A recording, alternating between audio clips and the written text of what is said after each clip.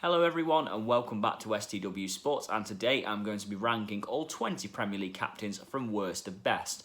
And when I say of course captains as in from worst to best, I mainly mean who leads by example the most on the pitch. Doesn't necessarily have to be the best player who's the captain. It means who leads by example, who motivates the team the best and who is a true leader.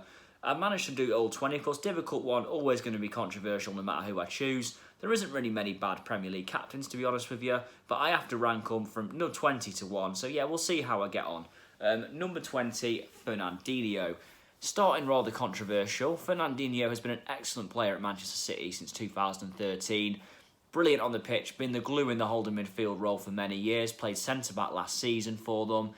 Fernandinho is a great player, but the captaincy I'm not too sure really suits him. I mean, I can understand why he's Man City captain. Vince and company held that for many years and was an excellent captain. David Silva held it last season as well. Fernandinho is a player I can see doing well as captain, but for now I haven't seen him captain Man City, so I'm going to have to rank him at the bottom. But yeah, I mean, I'm sure Fernandinho will do well in this role, but he doesn't quite strike me as Man City captain just yet, so I'm going to see how he gets on. Number 19, James Ward-Prowse. Yeah, I feel really guilty for ranking Ward-Prowse this low. James Ward-Prowse has been a Southampton player, well, forever. He's only been at one club. He's only just got the captaincy. The captaincy was Pierre-Emerick Højbjerg, of course, last season, who's now left the club to go to Tottenham Hotspur. Ward-Prowse, he deserves the captaincy at Southampton. He's been there many years, but I'm not really too sure he's a leader, Ward-Prowse. I mean, he's not a bad player, but is he a leader? I don't really think he's got the leadership skills, but and again, I've not seen him captain Southampton yet, so I'm going to have to rank him quite low on the list. But to be fair to him, he does deserve the captain. He's been at Southampton all his life. He really cares about the club. But yeah, overall, I'm going to have to say I've ranked him quite low just because I've never seen him captain. I'm not really sure I see a leader in there. But yeah, Ward-Prowse, 19th. 18th, Jake Livermore, West Bromwich Albion. To be fair to Jake Livermore, he's got a good story, of course, losing his child recently and, of course, recovering from the cocaine. To be fair to Livermore, it's a great story that he's captain of West Brom and he got promoted with them as captain as well. I'm just not sure Jake Livermore is the best captain, to be honest with you. I mean, he's improved as a player over the last few years, no doubt about that, but I'm not really sure I see a proper captain in there in Livermore, so that's why I have to rank him quite low, and I've not really seen him much as captain in the Premier League either, I've never seen him as captain in the Premier League either. But yeah, I'm going to rank Livermore low, unfortunately. But yeah, good story he's got, though. And again, a player, it's good that he is captain of West Bromwich Albion as well. Number 17, Luka Milivojevic. Yeah, Luka Milivojevic isn't a bad player, of course. He's reliable for Palace in the midfield, scores a lot of penalties and free kicks now and then. I'd say Milivojevic is a pretty decent leader, to be fair to him. He's okay. I mean, I don't really see much from him on the pitch, but I look at the Palace's team and he probably is the most obvious candidate without maybe a Scott Dan or someone. But yeah, Milivojevic, though, overall, I'm probably going to say isn't a bad leader, but I think it's compared to the rest of them on this list, he probably does have to rank quite low because, yeah, he's not like the best leader, but he's not the worst either. So yeah. Number 16, Liam Cooper, Leeds United. To be honest, I've not really seen a lot of Liam Cooper overall, but he was a good leader in the Championship last season, though, and he's the first captain to get promoted with Leeds in the Premier League era since 1991, in fact. So yeah, you've got to give him credit where it's due, and I do think he's a good little leader at Leeds, to be honest with you, and interesting to see how he captains them in the Premier League journey as well. But yeah, I have to rank him quite low for now. I've not really seen enough of him to rank him any higher. And yeah, to be fair to him, he's he's decent enough. So yeah, I'll rank him this high overall. Number 15, Harry Maguire, Manchester United. Yeah, rather controversial. I put Maguire this low, and it's nothing to do with the incident that happened recently. More because I can see why Maguire was named Manchester United captain, but for me personally, it should be Marcus Rashford. Yes, Marcus Rashford's young, but Rashford's Man United through and through. And I think Rashford does lead by example on the pitch as well, the way he tries. And of course, you just see what he did recently during the coronavirus pandemic as well. You know, I think Rashford personally should be captain. I can see why it was Maguire. Man United paid a lot of money for him. He's not a bad centre-back either. He's had a pretty decent first season at Man United, even if the price tag has weighed heavy on him. I think Maguire isn't a bad captain, but I think there's better candidates at Man United to be captain personally, and I don't really see an out-and-out leader in there either. He's a solid leader, but he's not an amazing leader. But yeah, overall though, I'm going to say Maguire Maguire at 15th, I think that's fair. Number 14, Tom Kearney, Fulham. Yeah, Tom Kearney has managed Fulham for a few years now. Oh, captained Fulham, sorry, not managed. He captained them in the Premier League a couple of seasons ago. Kearney's a good leader at Fulham, to be fair to him. I do think he's a solid leader. Leads well by example as well. Yeah, he's just generally a Fulham player, Tom Kearney. You'd look at and he kind of strikes as a bit more of a leader than the others. But yeah, Kearney suffered relegation as captain with Fulham a couple of seasons ago. He'll be hoping not to repeat that this time round. But yeah, I'm going to say Kearney 14th. Fair enough, I think. As in he's solid enough leader in there. And yeah, he definitely deserves to be Fulham captain. Number 13, Wes Morgan.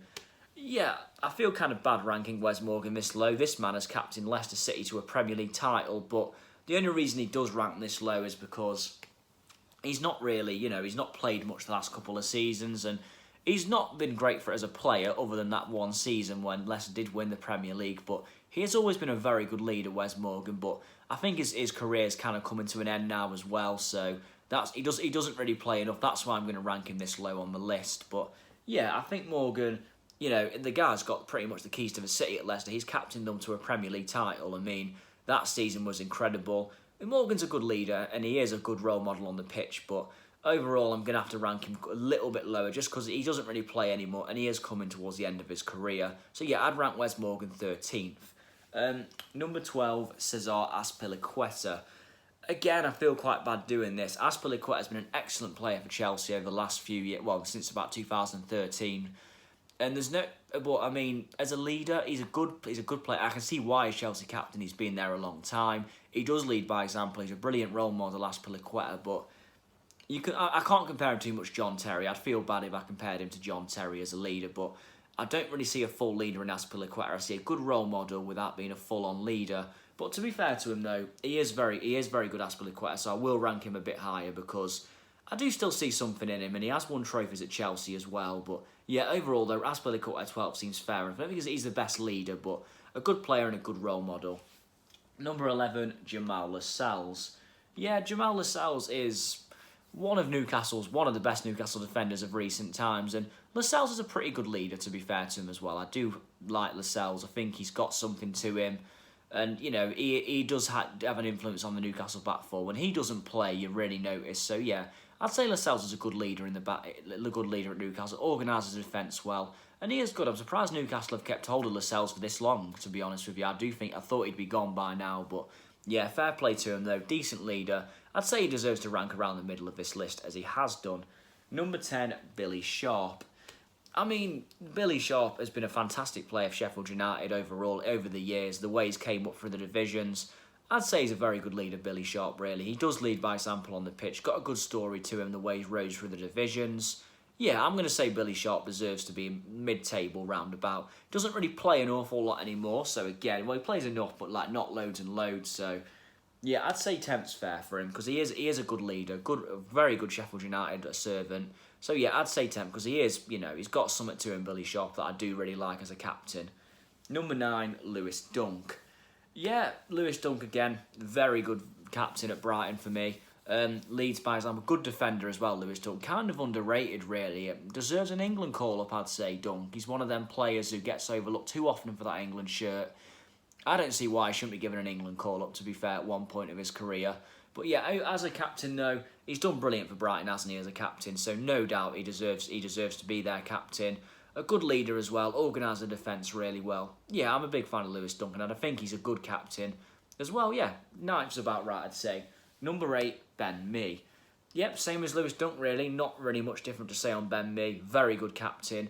Burnley have got good, solid players all round. I think any player at Burnley mainly was their captain in the back four. Well, especially out of Mee, Lascelles and Pope. You won't really complain in out of them three because all good players and all good leaders. I mean, Ben Mee has been quite an underrated player in the Premier League, really. Always does his job, leads by example. A solid player, but I'd say 8's about right in this list. He leads well by example as well at the back, Ben Mee. Like I say, kind of underrated in a way, Ben Mee, I'd say overall, and he's had a very good Burnley career. So, yeah, 8's about right in this list, I'd say. Number 7, Hugo Lloris. Yeah, I mean, Lloris is a pretty good captain. I mean, He's captain. Well, I think I'm pretty sure he captained France to a World Cup victory, so that's one thing. But that's not. We're not talking about France. We're talking about Tottenham. I think Lloris is a good leader, to be honest with you. I think he has been Tottenham captain for a little while now.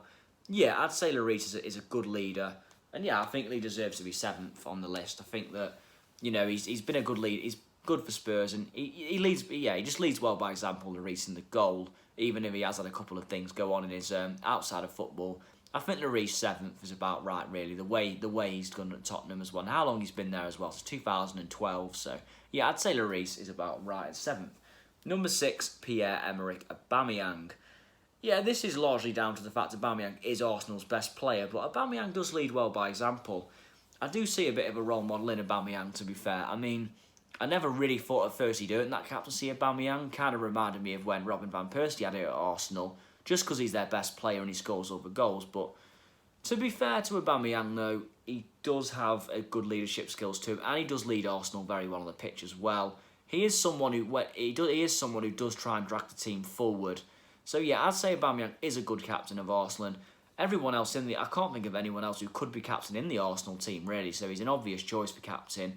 And because he's their best player and because he does lead well, I'd say Aubameyang, number 6. Number 5, Jack Grealish. I mean, this one is debatable. Whether Jack Grealish is a good role model overall is questionable. But for Aston Villa, there's no doubt Grealish is a brilliant role model for Villa. I mean, of course, you know, boyhood club, he's captain. He does really care. Look at when Villa got a victory over Arsenal to basically stay up. The amount of passion Grealish showed there was quite something.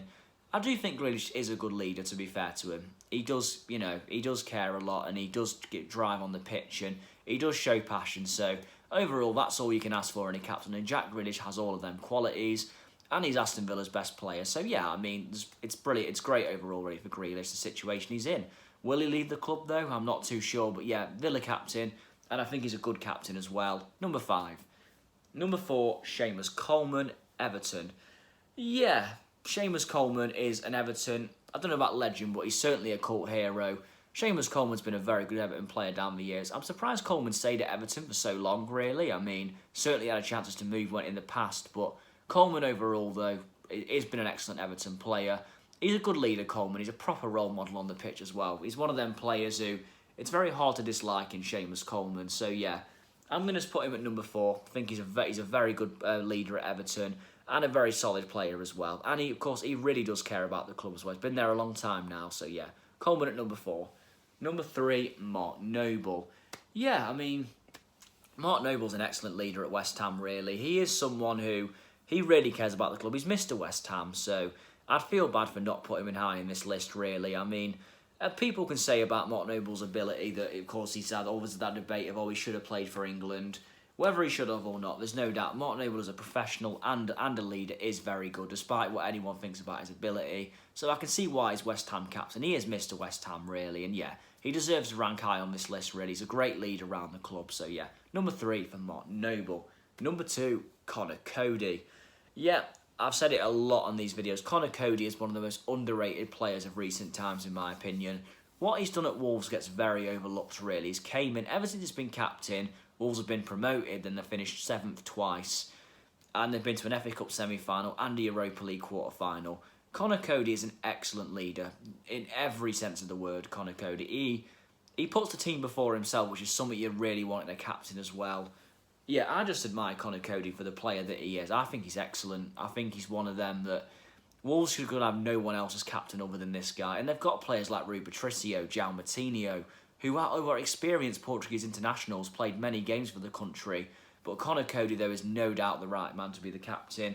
Leads by example all the time. Yeah, Connor Cody's excellent for me. And he's finally got the England call-up he deserves as well. And he deserves to be playing for England, in my opinion. An excellent centre-back, and I can really see why he's been called up. Well deserved. Number 1, Jordan Henderson. Again, people might not agree with this, but for me, Jordan Henderson, I think the story speaks for itself, really. Jordan Henderson's rise at Liverpool has been superb. 2011, when he joined, very criticised figure for many years, even in the last couple of years, really. Henderson's an excellent leader, though. In a Liverpool team full of stars, Henderson, you can really tell, is still the leader. He drives the team on. He's got a lot of passion. Yeah, Henderson for me is got one of the best footballing stories of recent times. For me, he's an excellent leader. Look what he's guided Liverpool to in the last couple of seasons. Yeah, I'm going to say Henderson's a brilliant captain. He's not quite Steven Gerrard, of course, but an excellent captain nonetheless. And for me, he's the best captain in the Premier League right now. The big call. Not that everyone will agree with that, but yeah, I'm going to say Jordan Henderson is the best Premier League captain. Big call. But yeah, that is my list for ranking Premier League captains from worst to best. Do you agree? Please let me know in the comments below. Please like, share, and subscribe, and I'll be back with more videos soon. I'm now going to start predicting all 4 of England's top flight leagues tables. So League 2, League 1, Championship, and Premier League. I'm going to do all them table predictions over the next few days. That's going to be very, very fun. And there's going to be some. I'm going to look back at the end of the season, and there's going to be some shockers in there. But yeah, all part of the fun though. Thank you for watching, guys. Please like, share, subscribe, and I'll see you soon. Thank you very much.